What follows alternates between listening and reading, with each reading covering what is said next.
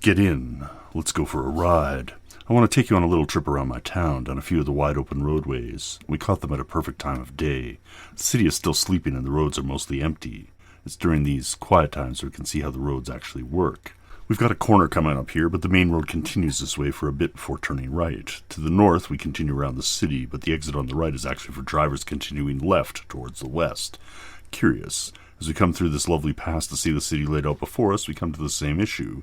A quick turn to the right to go left to head to the west and the Rocky Mountains. The road straight ahead is called Stony Trail North, but it's headed east. Confused? You won't be after this episode of the Implausipod.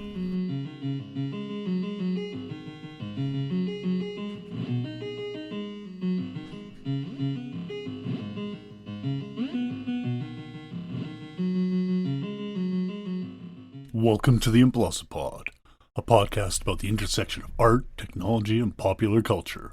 I'm your host, Dr. Implausible. And in this episode, we're asking, who are roads for? Are they built for the cars or the drivers? It's an interesting question, one we have to ask more often as we're seeing more and more self-driving cars on the road. The desire for autonomous vehicles has some deep roots, and some of those cross through science fiction. So it isn't just because I accidentally took a wrong turn due to confusing road signs and had to take a 20-minute detour down the highway as described in the intro. No, that had nothing to do with today's discussion. But the truth about those confusing road signs has a lot to do with our autonomous vehicles as well. Because if it's difficult for us to navigate, then how can anything else hope to understand it? It turns out we have different and overlapping systems of direction that we use when we're trying to navigate the world. And humans, having grown up in it, are generally pretty adept at parsing it out. But once you try and break it down and explain it to something that can only follow rules, it gets quite complex indeed. So we're going to get into these rule-based systems in a little bit, but first I want to look into the genesis of an idea of how the concept of self-driving vehicles came to be. Because, what? A vehicle that can move itself? That seems very implausible. Implausibility 014. Autonomous vehicles. In this week's Implausibility, let's take a look at how autonomous vehicles have shown up in science fiction in their various forms. It comes as no surprise, given how prevalent automobiles have been in the 20th century, that the two have been combined so often. But one of the first instances wasn't really a car at all. One of the earliest autonomous vehicles was a bulldozer. And not just any bulldozer, but the killdozer. That's right, killdozer. First appearing in the 1944 short story of the same name by Theodore Sturgeon, here we have a proper autonomous vehicle that decides to take revenge on the humans around it. And the killdozer is autonomous. It has goals and agency, albeit those of the alien energy weapon that has possessed a normal construction bulldozer, and it proceeds to fulfill its original programming, hence the killing and the dozing. The rampage ends when the machine is electrocuted in a pool, going quiescent until its possible long-lost cousin shows up in the movie Idiocracy years later. Killdozer appears early. Science fiction had quite entered its golden age, so there weren't that many stories yet. And of course, when it comes to robots in science fiction, Isaac Asimov has to get a word in, and in 1953 he gave us the story of Sally, a car with a robo-brain.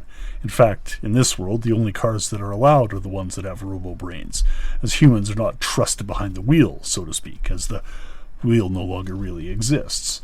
The robo-brains of the cars here are not described as the positronic brains common to the rest of Asimov's robot stories either, and they aren't bound by the three laws, so we get an alternate take of what vehicles would be like in that universe. But the idea of autonomous vehicles is taking hold. The next entry on our list, from the very next year, 1954, is the first time we see a vision of autonomous vehicles on the screen, in an animated short produced by General Motors titled Give Yourself the Green Light. This 22-minute mix of film and animation showed overhead shots of parts of the highway system and the problems that the USA was facing with congestion. We can recognize that the short by GM was what we'd consider propaganda, trying to make a case for the expansion of the highways and opening up more of the country to cars. So that gives us maybe a bit of a hint at the answer to the question of our episode, but let's go further.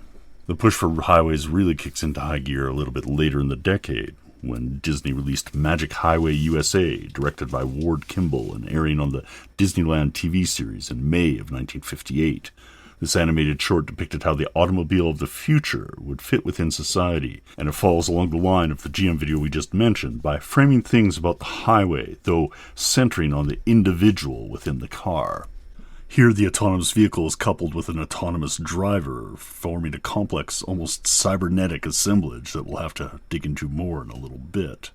What's truly impressive about the short is the list of innovations that it showcased that have since been developed. Some of these include electronic dashboards, traffic bulletins, overhead maps, TV for a rear view screen, heads-up displays, and of course, autonomous vehicles. Another interesting element later in the short was the introduction of containerized shipping. First invented in 1956, the first containerized cargo ship didn't leave port until 1958, the same year as the short. Containerization was growing by the time Magic Highway aired, but it hadn't reshaped society and the world economy the way it has since. Of course, looking back at the show from a viewpoint from 2025, we see a number of elements that aren't quite as positive, including the decentralizing of the urban areas and the sprawl to the suburbs, the private houses and isolation, and the paving of vast tracts of wilderness. Magic Highway definitely remained a product of its time. I can't recall whether I first saw this as a child at school, when they'd roll out a film to keep us occupied on a substitute teacher day, or if it showed up on repeats during a Saturday afternoon cartoon block, or maybe even repeated in Sunday primetime on The Wonderful World of Disney. The point being, like a lot of Gen Xers, I saw this at a young and impressionable age. If you don't recall the Magic Highway short, you may be thinking of some others, as Disney produced several starring the iconic Goofy during this time, including Motor Mania from 1950 and Freeway Phobia from 1965, but these were made to address a generation of current drivers as a public service and were far less future-focused. Educational in nature, for example, the Freeway Phobia short highlighted safe driving techniques, minimum stopping distance, and the risks of distracted driving and the dangers it poses, with F. Progress, the character portrayed by Goofy, causing pile-ups with every misstep. Moving on from the Magic Highway, several of the inventions seen within it would pop up again on primetime again in 1962, when the Jetsons appeared in the fall season alongside the Flintstones. The flying cars may have overshadowed the autonomous driving features, but George doesn't have to spend a lot of time looking at the road or concerned with the details of where the car is going. He also has some of the creature comforts envisioned for car occupants seen in Magic Highway as well, though ultimately it's all to get him into the office in the morning, as if the Jetson future doesn't have remote work. Both the Magic Highway and the Jetsons are really emblematic of that mid-century vision of the future we talked about in the California Ideology episode back in episode 38. In the sci-fi in the 1960s, we also saw the rise of vehicles that explicitly weren't autonomous, as Frank Herbert's Dune in 1963 had humans taking any role where we might expect to see automatons in the mainstream science fiction. Other visions of autonomous vehicles persisted throughout the 60s, but these were less often seen as the vehicles themselves, and as often as not regular vehicles piloted by robots, androids, and various cyborgs.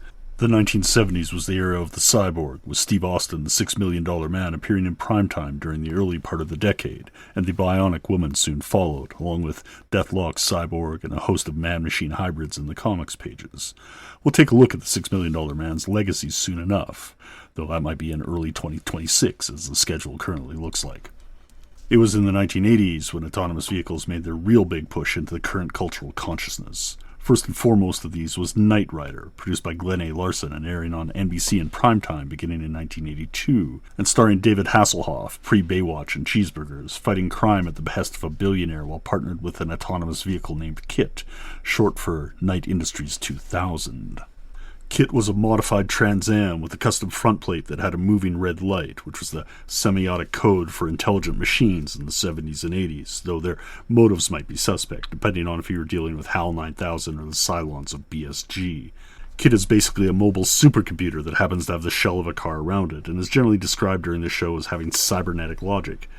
It also has a voice module and various scanners and electronic countermeasures, ECM, allowing for enhanced visuals and signal jamming and a variety of other sensors from heart monitors to bomb sniffers or whatever else is needed by the plot of the week. KITT is also powered by a hydrogen fuel cell and uses a turbojet engine along with afterburners.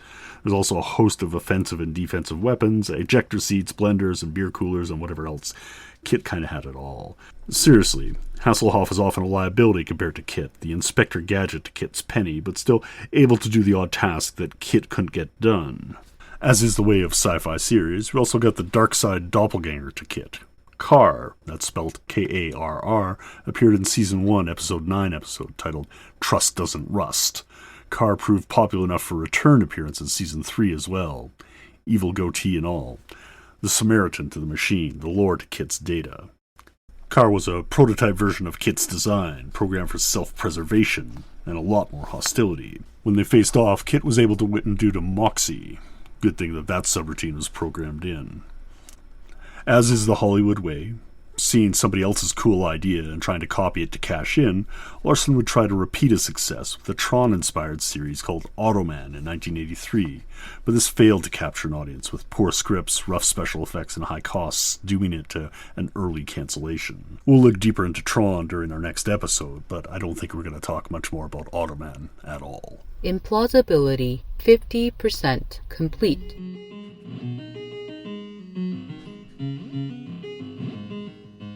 We would be remiss in our look at self-driving vehicles if we didn't cover the other place that they show up, in our nightmares. For every sci-fi story of the promise of autonomous vehicles, there's a horror story that preys on our fears. Sometimes they're the same story, though, like Killdozer. This fear is often the fear of the loss of control of the machines we use. As such, they often showed up as ghost stories rather than being overtly science fiction. We've been telling stories about ghost vehicles for longer than we've been talking about autonomous vehicles, since the tales of ghost ships, possessed trains, and haunted stagecoaches. I'll skip past those tales of the Marie Celeste and the Stagecoach Inn and move into the more modern era. Perhaps the most famous example is Christine, Stephen King's 1983 tale of a possessed Plymouth, a story brought to life on film by John Carpenter later that same year. Here we have a demonic vehicle with an ulterior motive that relentlessly hunts down those who have wronged it. Christine is not fully autonomous, occasionally requiring the aid of those nearby, but has more in common with the daemon weapons we might see in more fantastical settings. Stephen King has explored possessed vehicles more than once, with the 1973 short story Trucks being turned into Maximum Overdrive in 1986, just in time for an AC/DC soundtrack. Here the motivating force is of extraterrestrial origin, a comet's tail bringing sentience to all machines on Earth. We have multiple vehicles working in coordinated fashion, corralling and eliminating the survivors, though subject to one weakness of 1980s cars: rocket launchers, and running out of gas. There's definitely some deep-seated concerns about the 70s fuel crisis lingering in the narrative here. But it isn't just ordinary vehicles that are in ghost stories. We have possessed weapons of war. The Haunted Tank was a comic series published by DC Comics, joining Sergeant Rock in the pages of GI Comics starting in 1961. Here the possessor is the ghost of Confederate General Jeb Stuart, and their M3 tank is crewed by a namesake in World War II, showing up throughout Africa and Europe, though they would change vehicles from time to time. The tank is mostly operated by the crew and isn't fully autonomous, but is included here due to the spirit of the thing. The Haunted Tank is also an influence on one of our favorite topics, Appendix W. Within the Warhammer 40,000 universe, the vehicles of the Imperium are possessed by the machine spirits, as they have fallen technologically and no longer know how their machines actually work. In some instances, the machine spirits are able to provide some limited autonomy, but in other cases, like when the machines and their crew turn to chaos, they may be literally possessed, becoming twisted amalgams of flesh and metal, and able to act upon their own. These two axes, boon or bane, promise or horror, can explain much of the divide in modern audiences and their attitudes towards autonomous vehicles. The priming we receive when we are young can stick with us for a lifetime. But these two examples weren't the only ones, and more normal versions of autonomous vehicles started showing up, in versions that are no longer explicitly menacing, but rather just part of everyday life. Demolition Man and Johnny Cab of Total Recall, I'm looking at you. But I think these last two examples have more in common with chauffeured vehicles, and we don't really consider chauffeured vehicles to be autonomous, unless you have such a low opinion of others that you don't consider the drivers people. And, I fear we've unlocked something here, as this brings us back to our look at the California ideology and the quest for automation. The further back we look through history, we see that dichotomy arise more and more. The driver is a specialist, the vehicle is something unique, reserved for the wealthy, or a shared resource. Of course, if you look back far enough, the simplest autonomous vehicle is a horse and buggy, but that's probably not what comes to mind when you're asked to picture autonomous vehicle, though. Technically correct is not the best kind of correct in this case. Implausibility 100% complete.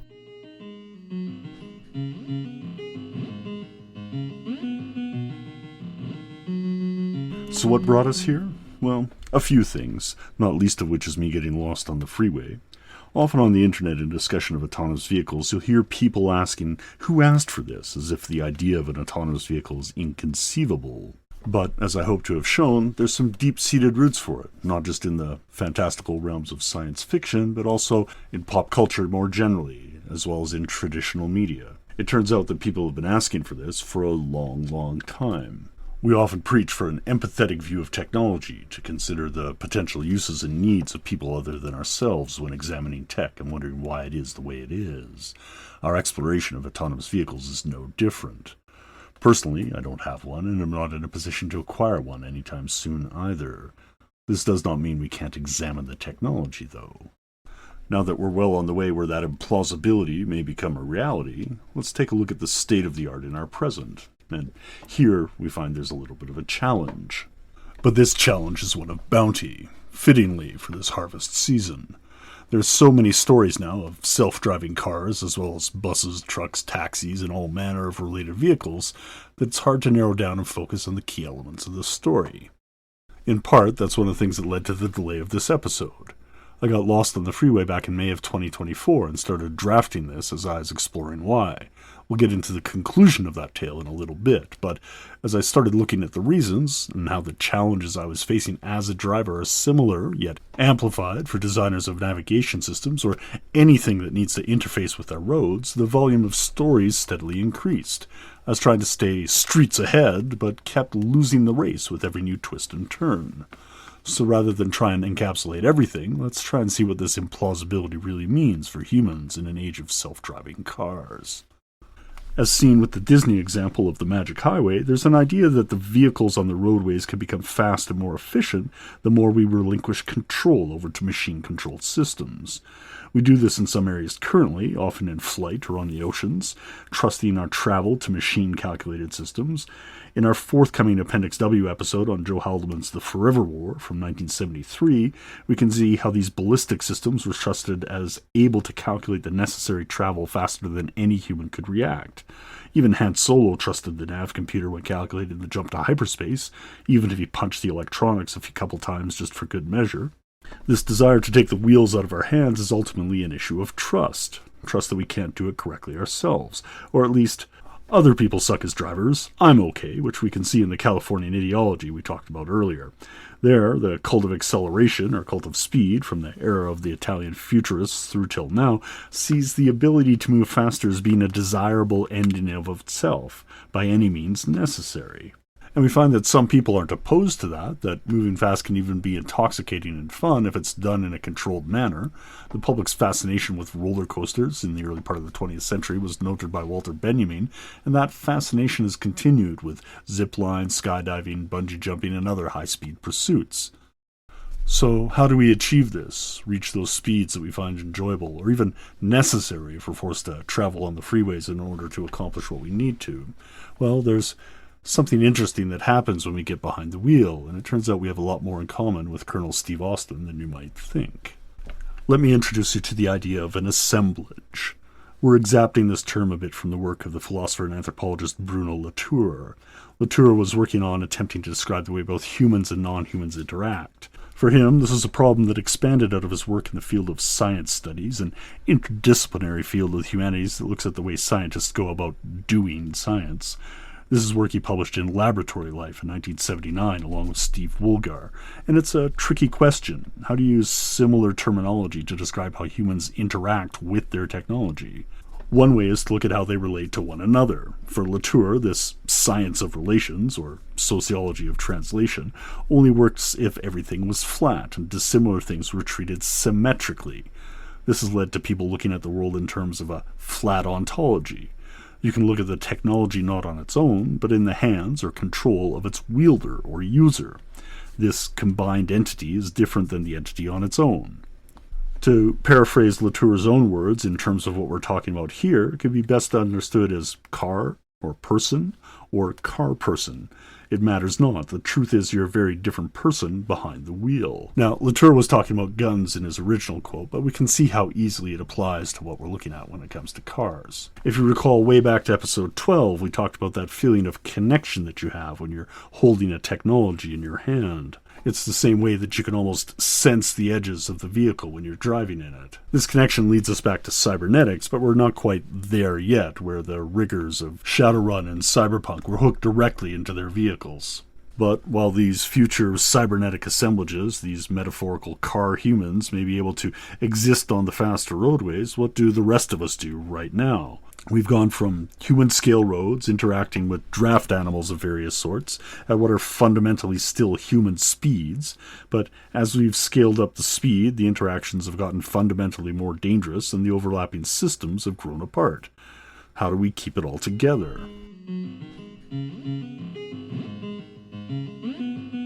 If we think of an overhead shot of the ring road from our intro example, taken from 30,000 feet or from a drone or what have you, we can think of the issue with the different kinds of directions. We have overlapping systems in play all the time that we need to navigate and switch between. These directions are what we'll acronym as CONA: cardinal, ordinal, nominal, and algorithmical, or procedural. Cardinal directions are those navigating by the compass. We can think of the 4 cardinal directions and how they relate at 90-degree angles on the compass: north, east, south, and west. You know these pretty instinctively, as they've been tied to the sun, even if we might be hard-pressed to point to true north on a dime. Cardinal directions are further complicated by the various subdivisions bisecting the above: northeast, southeast, southwest, northwest. Ordinal or relational direction systems are based on changes to the current position. Left or right is an ordinal direction. These are the directions you would receive if you stop for directions in an unfamiliar town. Turn left at the next intersection. These might also be used when giving directions to someone else, describing where something is. We can also see ordinal directions in cybernetic feedback systems. The missile knows where it is at all times. It knows this because it knows where it isn't. By subtracting where it is from where it isn't, or where it isn't from where it is, whichever is greater, it obtains a difference or deviation. Nominal direction systems are the ones that work by name, natch, or label or identifying feature of the item. This is the direction system of puzzle games and treasure maps, and we still use it when driving, too. Nominal direction systems can appear in the naming of streets in some cities, like New York, where the initials of the uptown avenues spell out CAPLPM, for example, and other mnemonics have been crafted for older cities the world over. Significant features can also be named, either directly or by resemblance, and these can be included in nominal systems as well. And of course, the above can be combined in various ways. Head southeast and turn left at Abe Lincoln, or maybe turn left at the rock that looks like a dude with a stovepipe hat, depending on local knowledge and context. Both sets of directions are correct, but whether you get lost or not can depend upon how aware you are of the local lore and culture. These 3 are the common ones, the common systems of direction. You often hear about them as number systems, or when grouping in data science or the like. But there is another. We need to find a way to describe what we observed as we were driving in the introduction. And that's how we get to procedural or algorithmical. This is rule-based directions, like we described in the open. Always exit on the right unless pointed north on the first Tuesday of a month, but our computers aren't necessarily great at handling all those exceptions, are they? They occasionally lose it, like a fembot having to deal with Austin Powers. However, this is where we are, living and driving in a system designed for cars and not for people. It's a system that also has the logic of shipping, much like the trucks on the roadways in the Disney Magic Highway from 1958. But it doesn't necessarily feel like it's for us. The 2 approaches to this challenge seem to be either to, 1, to cede all control and let the machines take care of it, or 2, give us more information. And this is where we're starting to see some more progress. Back in 2020, at an academic conference, I gave a talk about how AR technologies might actually be useful for both drivers and for pedestrians to provide more information about the high volume of traffic that's on our roads. And as AR goggles become more widely available, this may be one of those killer apps. While heads-up displays and advanced optics have long been the purview of fighter pilots and those working at the highest speeds, they've rarely been applied to more domestic purposes. That's starting to change. At a recent event, Amazon demoed how they're going to begin rolling out AR goggles so that delivery drivers don't need to look down at their devices to follow routes and scan packages. Stated as a bid to improve safety and efficiency, but how well that will work remains to be seen. There are concerns about privacy as well, due to the always-on cameras on the glasses. But I think AR goggles is an implausibility we'll have to get into at another time. Regardless of the method chosen, cybernetic connection or AR-enhanced vision, the way to deal with cars in this future seems to lead to more mapping of the surfaces and roadways into a digital map. While one could see that having a smart vehicle that can recognize and adapt to situations may be the most ideal, like many tech stories of the 1980s, Knight Rider may have been more of an aspirational tale, and we're unlikely to see a system as capable as KITT or even CAR anytime soon. So building a robust map of everything may be the most efficient way. The question is, what do we do with all those virtual roads? The map might not be the territory after all, right? But one surely exists. What do you do when you have a one-to-one high-resolution model of the world? Well, you could simulate anything.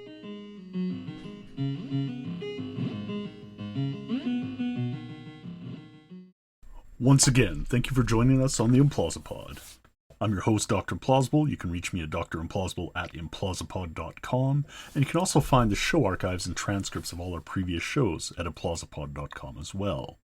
I'm responsible for all elements of the show, including research, writing, mixing, mastering, and music, and the show is licensed under a Creative Commons 4.0 share-alike license. You may have also noted that there was no advertising during the program, and there's no cost associated with the show. But it does grow from word of mouth of the community, so if you enjoy the show, please share it with a friend or two, and pass it along. There's also a Buy Me a Coffee link on each show at implausipod.com, which will go to any hosting costs associated with the show. You can follow along with us on the blog, that's implausa.blog, or consider signing up for our semi-regular newsletter. We hope to have a new episode out for you soon. Until then, take care and have fun.